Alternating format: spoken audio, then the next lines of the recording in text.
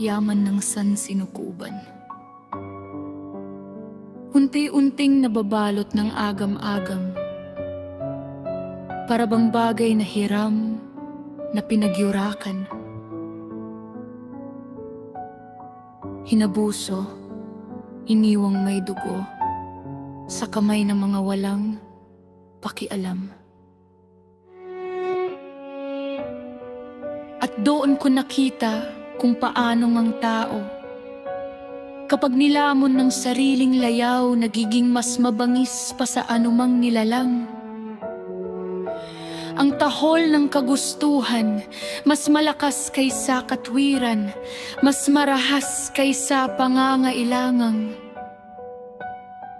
Pera ang itinuring na sagot sa bawat sulok ng buhay.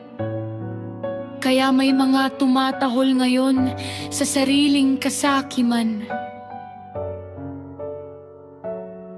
Hindi madaling daanan ang lubak-lubak na landas ng tagumpay. Kinakailangan ng tapat na isip, ng mga kamay na handang kumilos, ng hindi nang aagaw o nang aapak.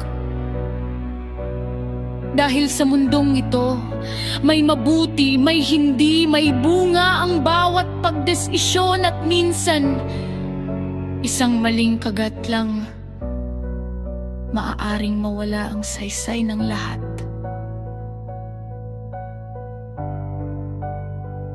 Kaya sa bawat hamon, huminga, pakalmahin ang loob, linawin ang layon, ihanda ang plano, huwag abusuhin ang salapi na para bang walang wakas ang buhay. Dahil umiikot ang mundo, kahit hindi mo naisin, kahit hindi mo bantayan. At sa pag-ikot nito, nasa sayo kung paano ka mananatiling tao.